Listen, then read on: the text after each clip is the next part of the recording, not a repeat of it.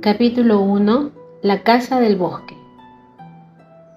En otros tiempos, a finales del siglo pasado, una niña vivía en una pequeña casa gris hecha de troncos, en el gran bosque de Wisconsin.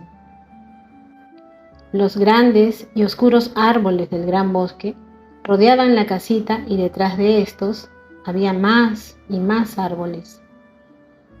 Por lejos que un hombre pudiera llegar en un día caminando en dirección al norte, solamente encontraría bosque y más bosque. No había casas, no había carreteras, no había gente, solo árboles y animales salvajes que tenían allí sus madrigueras.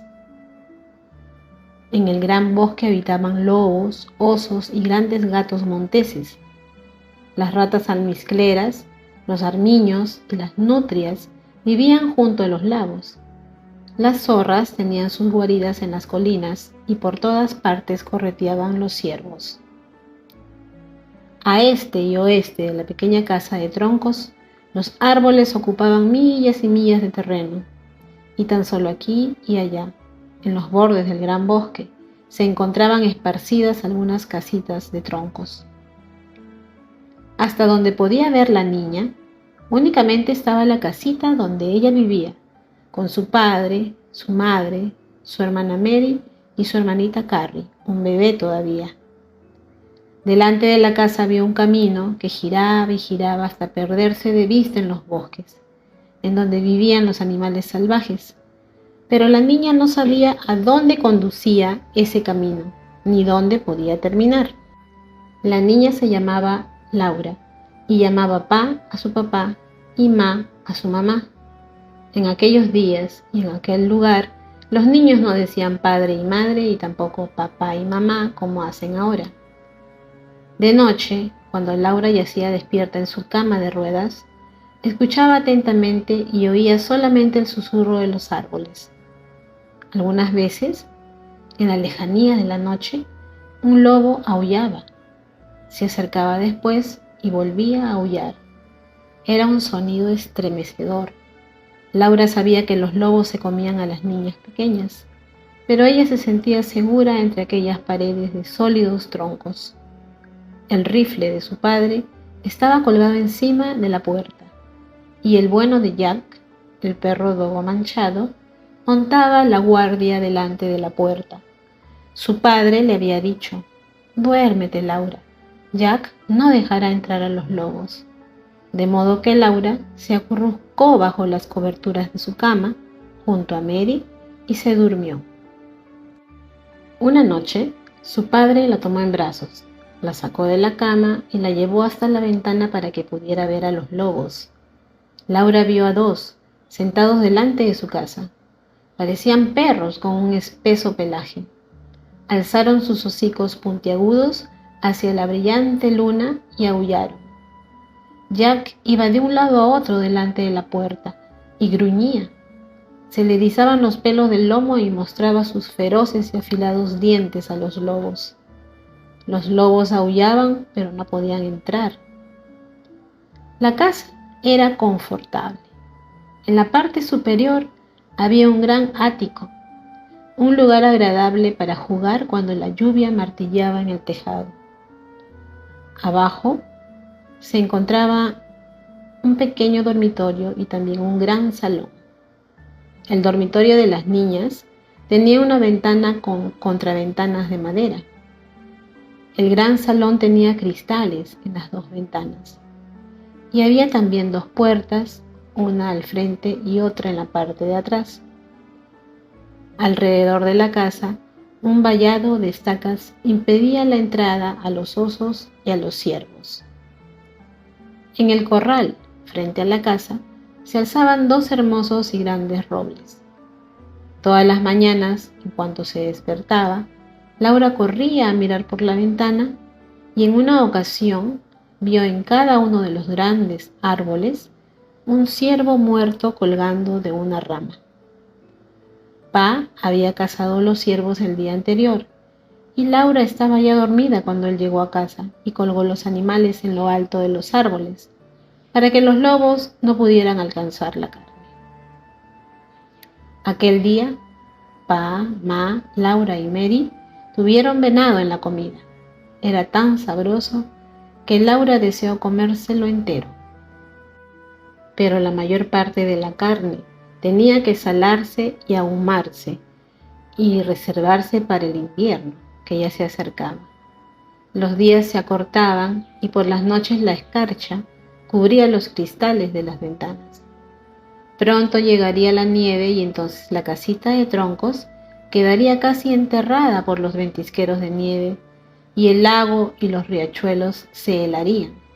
Durante el tiempo frío, Pa no tenía seguridad de encontrar casa para poder comer. Los osos se ocultaban en sus cuevas en donde dormían profundamente todo el invierno. Las ardillas se acurrucaban en sus nidos dentro de los huecos de los árboles, abrigándose los hociquitos envueltos en sus peludas colas.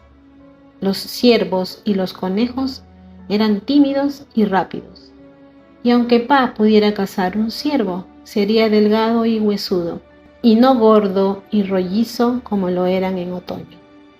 Pa podría estar buscando caza todo un día en el gran bosque, cubierto de nieve, soportando el frío intenso, y regresar a casa por la noche sin nada de comida para Ma, Mary y Laura.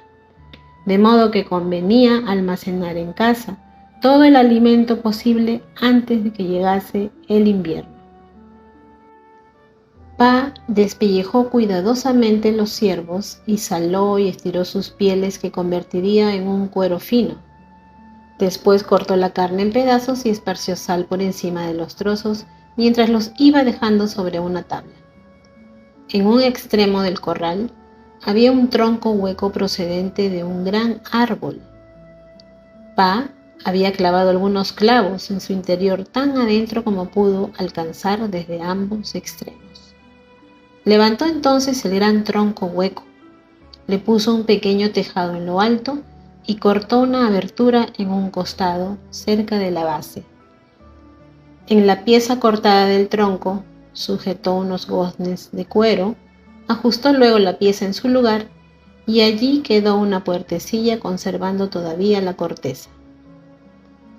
Unos cuantos días después de haber salado la carne del ciervo, Pa hizo un agujero cerca de cada extremo del tronco y pasó un bramante por el agujero.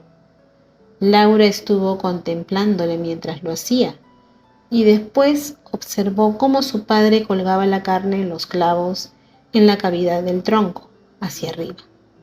Primero metió la mano por la puertecilla hasta donde pudo alcanzar para colgar la carne.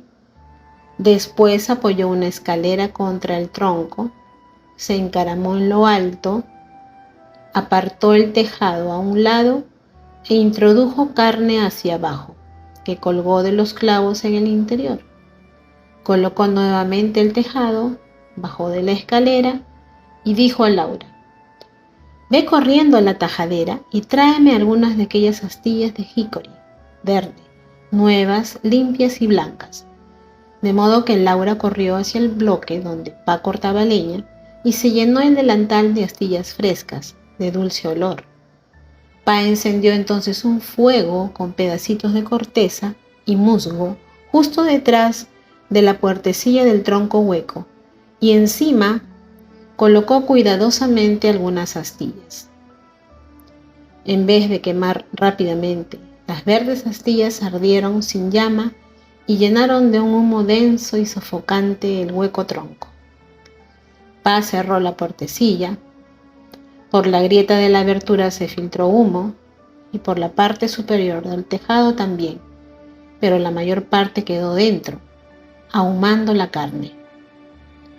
«No hay nada mejor que el humo de jícori», exclamó Pa. «Eso hará una excelente carne de venado que se conservará en cualquier lugar y a cualquier temperatura». Después descolgó el rifle y con el hacha al hombro se alejó por el claro para cortar algunos árboles más. Laura y Ma vigilaron el fuego durante algunos días. Cuando el humo cesaba de filtrarse por las rendijas, Laura traía más astillas de jícori y Ma las colocaba sobre el fuego debajo de la carne. Siempre había un ligero olor a humo en el corral, y cuando abrían la puertecilla del tronco, salía un fuerte y humeante olor a carne. Finalmente, Pa dijo que el venado ya estaba suficientemente ahumado.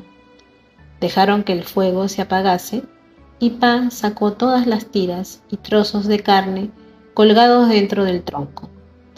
Ma envolvió cuidadosamente con papel cada trozo y los colgó en el ático, en donde se conservarían secos y a salvo. Una mañana, Pa se marchó antes del amanecer con el carro y los caballos, y aquella noche regresó a casa cargado de pescado. La gran caja del carro estaba llena a rebosar, y algunos de los peces eran casi tan grandes como Laura. Pa había ido al lago Pepín y los había pescado con una red. Ma cortó grandes tiras de pescado blanco y escamoso, sin espinas, para Laura y Mary. Todos disfrutaron comiendo aquel excelente pescado. Salaron el resto y lo colocaron en barriles para el invierno. Pa tenía un cerdo. Corría libremente por el gran bosque y vivía de bellotas, nueces y raíces. En una ocasión Pa lo agarró y lo encerró en una pocilga vallada con troncos para que engordara. Lo mataría tan pronto como la temperatura fuese lo bastante fría para conservar el cerdo congelado. Una vez, en medio de la noche, Laura se despertó y oyó que el cerdo chillaba. Pa saltó de la cama, cogió el rifle de la pared y corrió afuera. Laura oyó los disparos del rifle 1, 2 veces. Cuando Pa regresó, contó lo que había pasado. Había visto un gran oso negro de pie al lado de la pocilga. El oso alargaba la pata para agarrar al cerdo, y éste iba de un lado a otro y chillaba. Pa lo vio a la luz de las estrellas y disparó rápidamente, pero la luz era tenue y con las prisas no le acertó al oso, el cual se alejó corriendo hacia el bosque sin haber sufrido daño alguno. Laura lamentó que su padre no le hubiera dado al oso.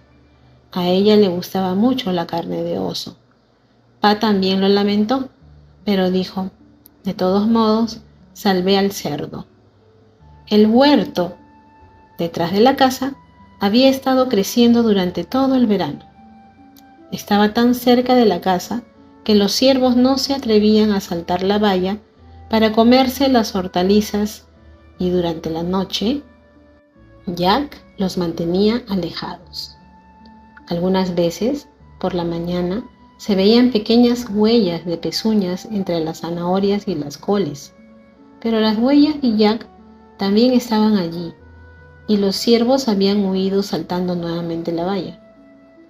Recogieron entonces las zanahorias, las remolachas, los nabos y las coles y la almacenaron en la bodega, ya que habían llegado las noches heladas. Hicieron largas ristras con las cebollas que trenzaron por los tallos para colgarlas en el ático junto a las coronas de pimientos rojos, ensartados en hilos. Las calabazas y los frutos jugosos se amontonaban en los rincones del ático, formando pilas anaranjadas, rojas y verdes. Los barriles de pescado salado estaban en la despensa y los amarillentos quesos se guardaban en estantes también dentro de la despensa.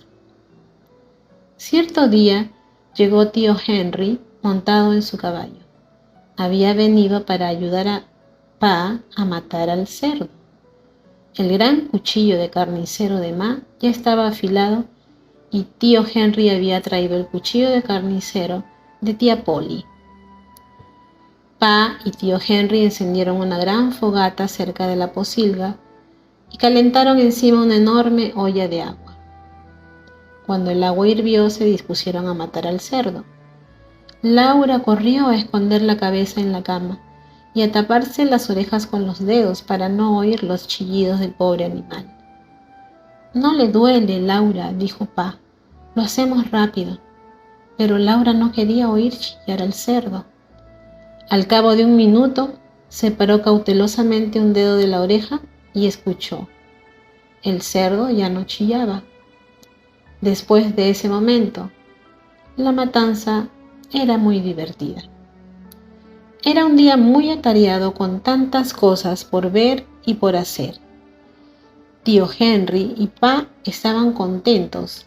En el almuerzo habría costillas de cerdo y Pa les había prometido a Laura y a Mary la vejiga y la cola.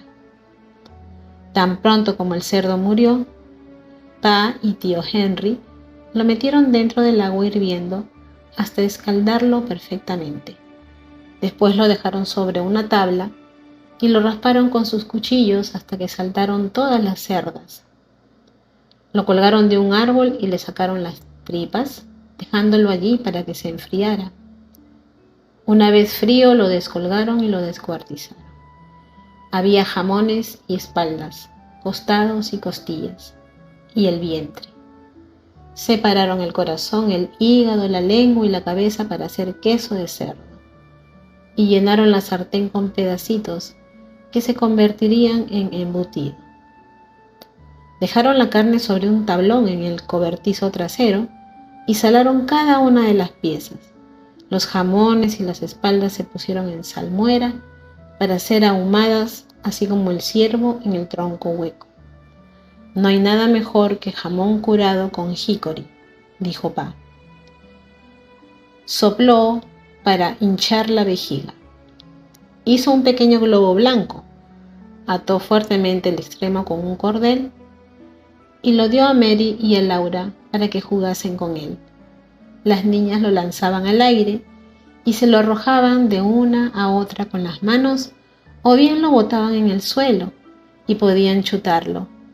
La cola del cerdo era aún más divertida que el globo. Pa la despellejó con cuidado para ellas y en el extremo mayor introdujo un palo afilado.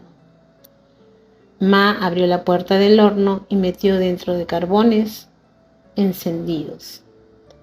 Laura y Mary girarían por turno la cola del cerdo sobre las brasas. Chisporroteaba y se freía, y caían gotas de grasa que resplandecían ardientes sobre las brasas.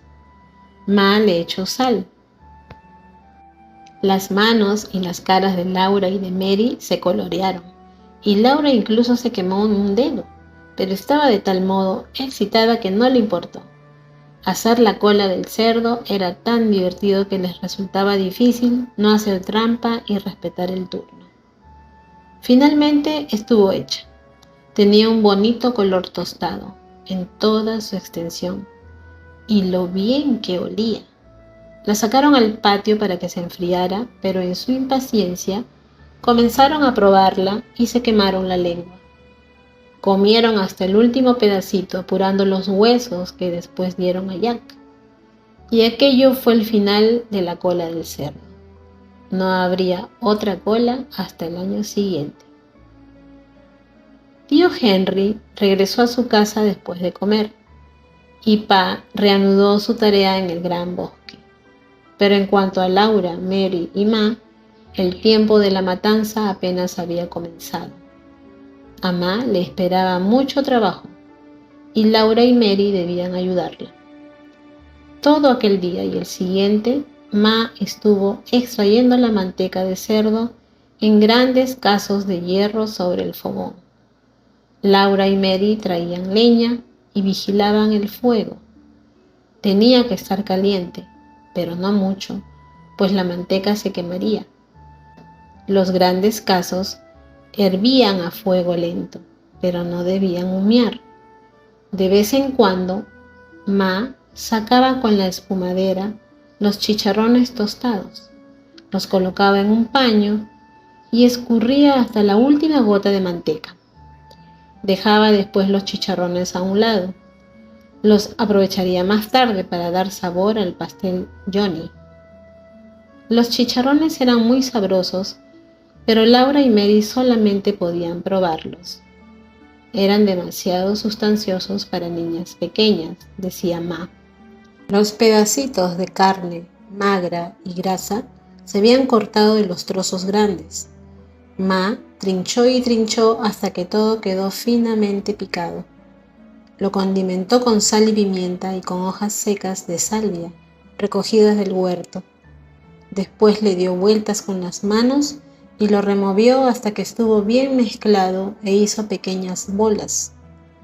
Colocó las albóndigas en una sartén, en el cobertizo, para que se congelaran y sirvieran para comer durante el invierno. Aquello era la carne del embutido. Cuando el tiempo de la matanza acabó, tenían embutidos y queso, grandes jarras con manteca y un barril lleno de tocino salado en el cobertizo.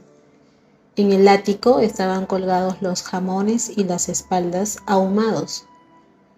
En la casita abundaba la buena comida almacenada para el largo invierno.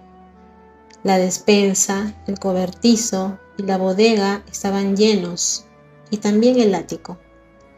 Laura y Mary tenían que jugar dentro de la casa, ya que fuera hacía frío y de los árboles caían las hojas mustias. El fuego del fogón jamás se apagaba. Por las noches, Pa lo cubría con cenizas para mantener encendidas las brasas hasta el día siguiente. El ático era un buen lugar para jugar. Las grandes calabazas, redondas y coloreadas, figuraban hermosas mesas y sillas. Los pimientos rojos y las cebollas colgaban de lo alto. Los jamones y el ciervo pendían en sus envoltorios de papel, y las olorosas hierbas para cocinar y las hierbas amargas para medicina llenaban aquel lugar de un impalpable olor picante.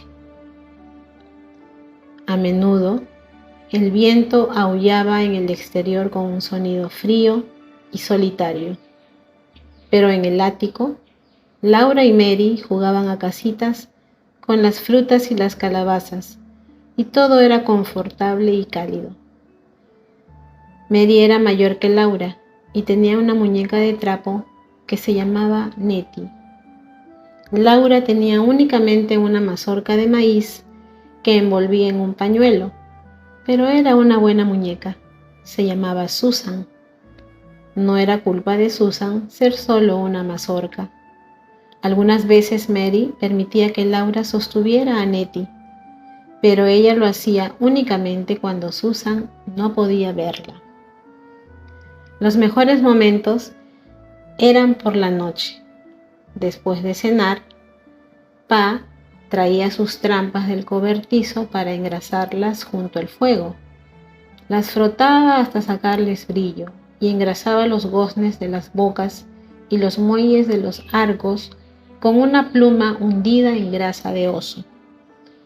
Tenía trampas pequeñas y trampas medianas, y grandes trampas para osos con enormes dientes en la bocaza, que romperían la pierna de un hombre si acaso lo atrapaban, según decía Pa. Después de engrasar las trampas, Pa contaba a Laura y a Mary chistes y cuentos, y después tocaba el violín.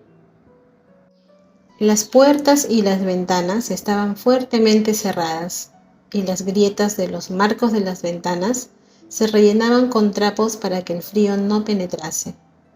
Pero la negra Susana, la gata, entraba y salía a su gusto, de día y de noche, a través de la puertecilla balanceante de la gatera, en la parte baja de la puerta de la casa. Siempre salía con rapidez, para que la puerta no le atrapara la cola cuando se cerraba de golpe detrás de ella. Una noche, mientras Pa engrasaba las trampas, observó a la negra Susana que entraba y dijo: había una vez un hombre que tenía 2 gatos, un gato grande y un gato pequeño. Laura y Mary corrieron a apoyarse en sus rodillas y se dispusieron a escuchar el resto. Ese hombre tenía 2 gatos, repitió Pa, un gato grande y uno pequeño, de modo que abrió una gran gatera en la puerta para el gato grande, y después hizo una gatera pequeña para el gato pequeño. Pa calló entonces. Pero, ¿por qué el gato pequeño no podía comenzó a preguntar Mary. Porque el gato grande no lo permitiría, interrumpió Laura. Laura, eso es muy descortés. Nunca debes interrumpir, dijo Pa. Pero ya veo, añadió, que vosotras dos tenéis más sentido común que el hombre que cortó 2 gateras en su puerta. Dejó entonces las trampas, sacó el violín del estuche y comenzó a tocar. Aquellos eran los mejores momentos. Capítulo 2. Días y noches de invierno. Llegaron las primeras nieves y el frío penetrante. Cada mañana Pa salía con su rifle y sus trampas y permanecía todo el día en el gran bosque, colocando las trampas pequeñas para ratas almizcleras y armiños, cerca de los riachuelos, y las trampas medianas para zorros y lobos en los bosques. Preparaba las trampas grandes para osos, confiando en poder atrapar un oso enorme antes de que todos se refugiaran en sus madrigueras para pasar el invierno. Una mañana regresó pronto a casa, preparó los caballos y el trineo y volvió a marcharse apresuradamente. Le había disparado a un oso. Laura y Mary saltaban de un lado a otro y aplaudían de alegría. Mary gritaba: «¡Yo quiero el palillo! ¡Yo quiero el palillo!». Ella no sabía lo grande que era el hueso que llamaban palillo de un oso. Cuando Pa regresó, traía en el trineo un oso y un cerdo. Había estado recorriendo el bosque, llevando en las manos una gran trampa y el rifle colgado del hombro, cuando al dar la vuelta a un gran pino cubierto de nieve encontró al oso detrás de un árbol. El animal había matado a un cerdo y estaba a punto de comérselo. Pa contó que el oso estaba de pie sobre sus patas traseras, sosteniendo el cerdo con las patas delanteras, como si lo llevara en brazos. Pa disparó, pero no había modo de saber de dónde procedía el cerdo ni de quién era. «De modo que lo he traído a casa», dijo Pa. Tuvieron carne fresca en abundancia durante un largo tiempo. Los días y las noches eran tan frías que el tocino en una caja y la carne del oso colgada en el pequeño cobertizo cerca de la puerta trasera se congelaron y se conservaron así solitos. Cuando Ma quería carne fresca para la comida, Pa hacía el hacha y cortaba un pedazo de carne de oso congelada o de tocino, pero las albóndigas de cerdo o el tocino salado o los jamones ahumados y el ciervo, Ma podía retirarlos por sí misma del cobertizo o del ático. La nieve caía sin cesar y se amontonó contra la casa. Por las mañanas, los cristales de la ventana estaban cubiertos de hielo, que formaban bellos dibujos de árboles, flores y hadas. Ma contó que Jack Frost venía durante la noche y dibujaba mientras todos dormían. Laura pensaba que Jack Frost era un hombre blanco, un hombrecillo blanco como la nieve, que llevaba un gorro blanco, brillante y puntiagudo, y botas blancas hasta las rodillas, hechas de suave piel de ciervo. Su abrigo era blanco y también los guantes que usaba, y no llevaba arma alguna en la espalda, pero tenía en las manos unas relucientes herramientas afiladas con las que grababa los dibujos. Ma prestaba su dedal a Laura y a Mary para que dibujasen lindos modelos o círculos en el hielo del cristal, pero jamás estropeaban los dibujos que Jack Frost había hecho durante la noche. Cuando acercaban sus bocas al cristal y echaban el aliento, el hielo blanco se derretía y corría formando regueros. Entonces podían ver los montones de nieve y los grandes árboles oscuros y sin hojas que proyectaban sus sombras azuladas sobre la blanca nieve. Laura y Mary ayudaban a Ma en el trabajo. Cada mañana tenían que secar los platos. Mary secaba más platos que Laura porque era mayor, pero Laura siempre secaba cuidadosamente su taza y su plato. Cuando estaban secos y guardados, aireaban su cama. Después, colocándose una a cada lado, estiraban los cobertores, las sábanas, las remetían bien por los costados y los extremos, ahuecaban las almohadas y las dejaban en su sitio. Entonces Ma empujaba la cama de ruedas hacia adentro, debajo de la cama grande. Hecho esto, comenzaban las labores diarias. Todos los días el trabajo era diferente.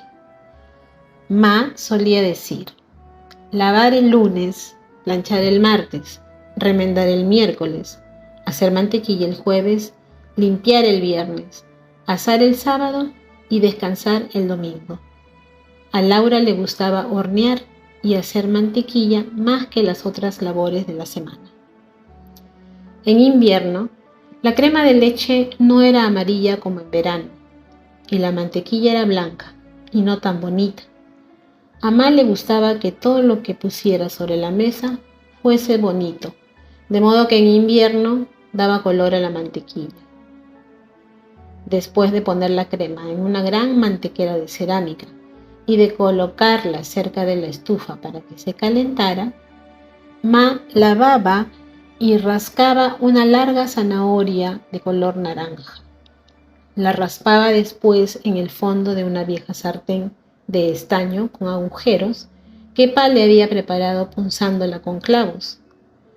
Ma frotaba la zanahoria contra los agujeros rasposos y cuando levantaba la sartén, debajo quedaba un montón suave y jugoso de zanahoria rallada.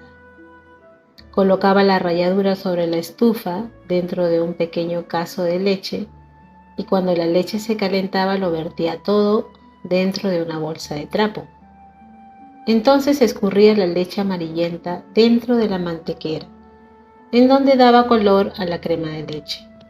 Ahora la mantequilla sería amarilla.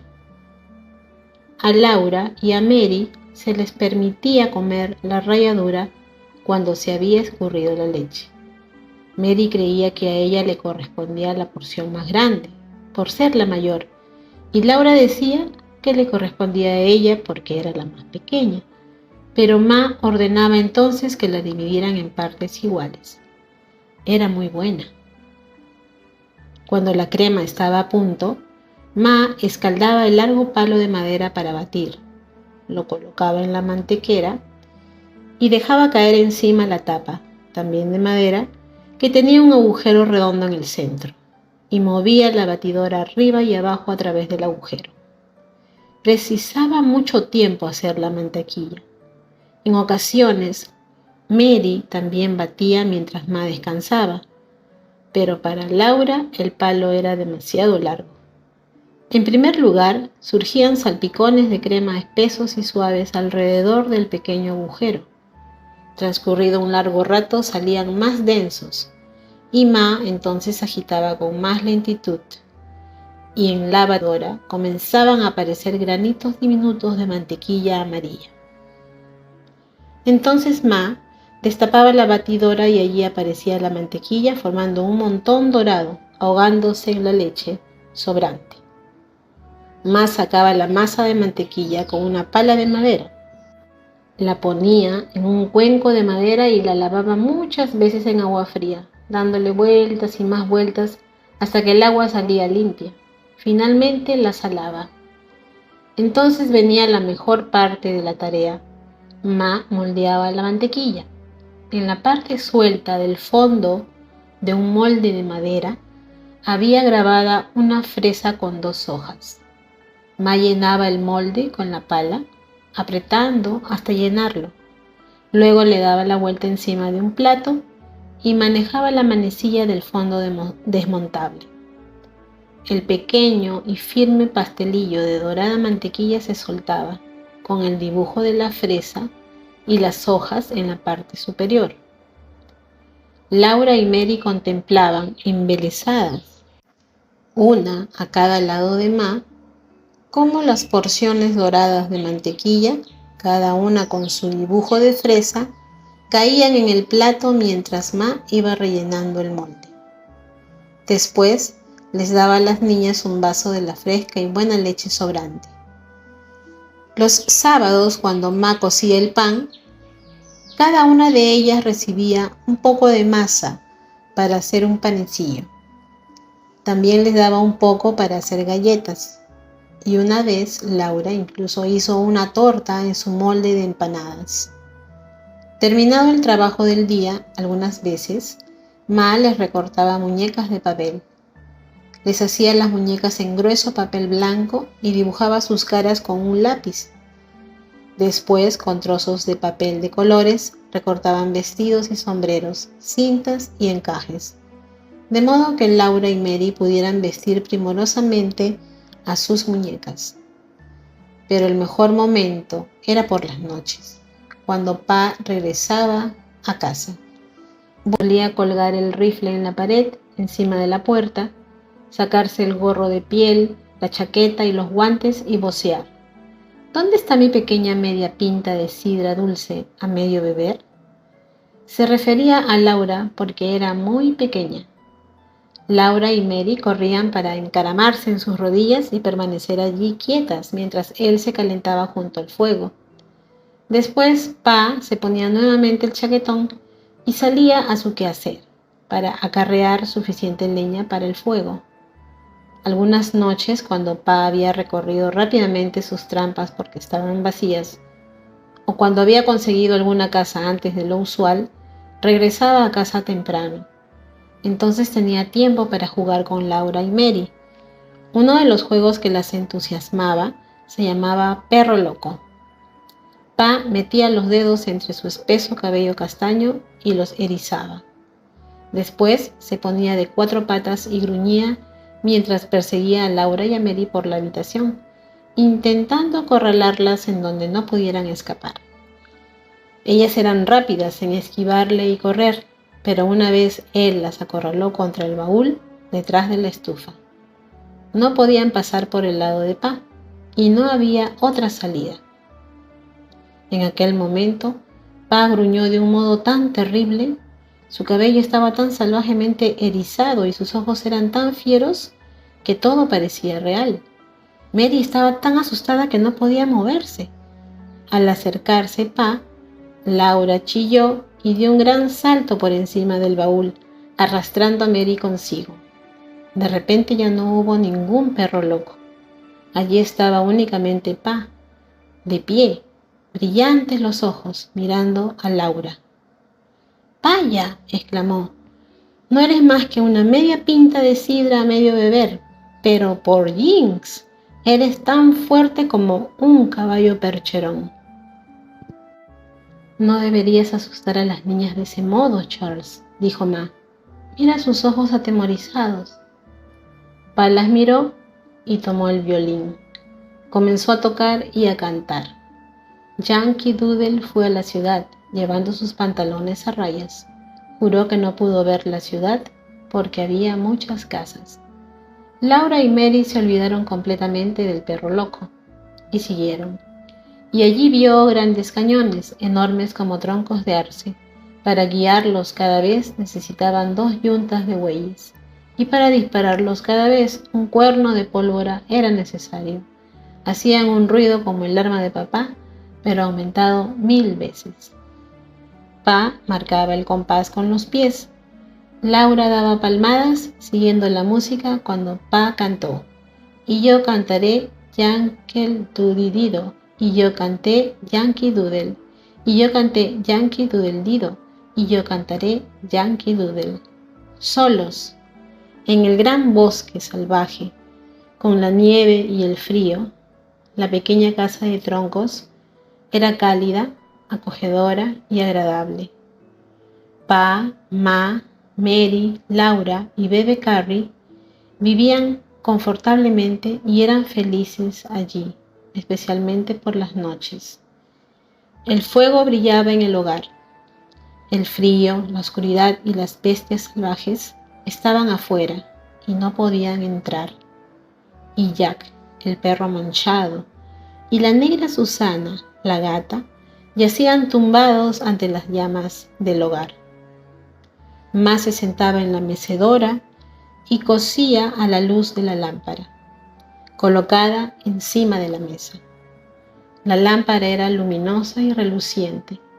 En el fondo del depósito de vidrio, con el queroseno, había sal para evitar que aquel explotase, y entre la sal se veían pedacitos de franela roja puestos como adorno. Era bonito. A Laura le gustaba contemplar la lámpara, con su chimenea de vidrio, tan limpia y brillante, su llamita amarilla quemando con tanta firmeza y su depósito de queroseno transparente, coloreado de rojo por los pedacitos de franela. Le gustaba contemplar el fuego en el hogar, vacilante y cambiando de forma continuamente, con sus llamas amarillas y rojas, algunas veces verdes, encima de los leños y flotando azules por encima de las brasas doradas y de color rubí. Y entonces Pa contaba historias. Cuando Laura y Mary le rogaban que contase una historia, él la sentaba en sus rodillas y con sus patillas largas les hacía cosquillas en la cara y las hacía reír alegremente. Los ojos de Pa eran azules y festivos. Una noche, Pa miró a la gata negra Susana, que se estiraba delante del fuego, sacando y escondiendo sus garras, y preguntó: ¿sabéis que una pantera es un gato? No, respondió Laura. Bueno, pues lo es, dijo Pa. Imaginaos a la negra Susana, más grande y más feroz que Jack cuando gruñe. La gata sería entonces exactamente igual a una pantera.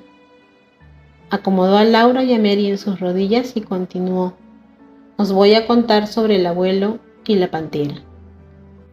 ¿Tu abuelo?, preguntó Laura. No, Laura, tu abuelo, mi padre. Oh, exclamó Laura, y se acurrucó un poco más junto al brazo de Pa. Ella conocía a su abuelo. Vivía lejos, en el gran bosque, en una gran casa de troncos. Pa empezó.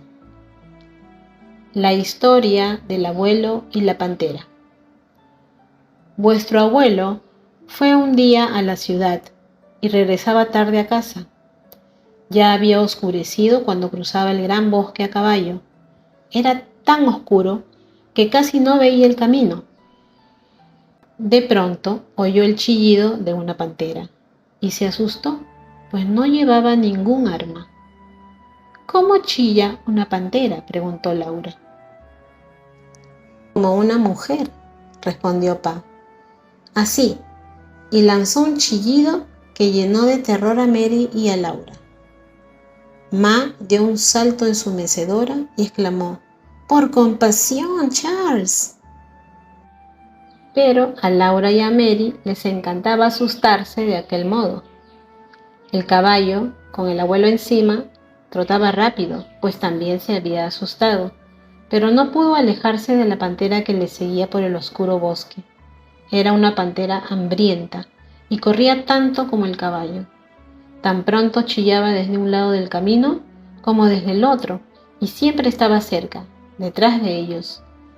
El abuelo cabalgaba inclinado sobre la silla e incitaba al caballo a correr más y más rápidamente. El caballo corría tanto como le era posible, pero la pantera continuaba chillando cerca, detrás de ellos. Entonces el abuelo pudo verla, cuando la pantera saltó de un árbol a otro casi encima de ellos. Era una enorme pantera negra que saltaba por el aire como hace la negra Susana cuando salta encima de un ratón. Era muchas veces, muchísimas veces mayor que la negra Susana. Era tan enorme que si hubiera saltado sobre el abuelo, lo habría podido matar con sus enormes garras como cuchillos y sus largos dientes puntiagudos. El abuelo, sobre su caballo, huía de la pantera del mismo modo que un ratón huye de un gato. La pantera ya no chillaba.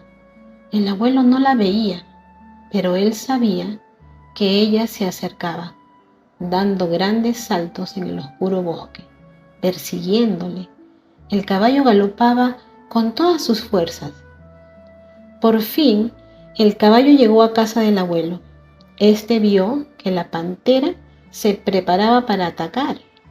Saltó del caballo al lado de la puerta, cruzó veloz el umbral y cerró la puerta de golpe detrás de él. La pantera se lanzó al lomo del caballo, justo donde había estado antes el abuelo. El caballo chilló terriblemente y echó a correr. Corría nuevamente hacia el gran bosque, con la pantera cabalgando en su lomo, desgarrándole la carne con sus zarpas. Pero el abuelo descolgó el rifle de la pared y fue a la ventana justo a tiempo para matar a la pantera de un balazo. El abuelo juró que jamás pasaría por el gran bosque sin su rifle. Cuando Pa terminó de contarles esta historia, Mary y Laura se estremecieron y se acurrucaron junto a su padre. Ellas se sentían seguras y cómodas sobre sus rodillas, rodeadas por el fuerte brazo de su padre. Les gustaba estar allí, ante el fuego del hogar, con la negra Susana ronroneando cerca y el bueno de Jack, el perro, tumbado al lado de la gata. Cuando se oyó el aullido de un lobo, Jack levantó la cabeza y los pelos del lomo se le erizaron. Pero Laura y Mary oyeron aquel sonido solitario en la oscuridad y el frío del gran bosque y no sintieron miedo alguno. Estaban seguras y confortables en su pequeña casa de troncos, con la nieve revoloteando a su alrededor y el viento que gemía porque no podía penetrar en la casa para estar junto al fuego.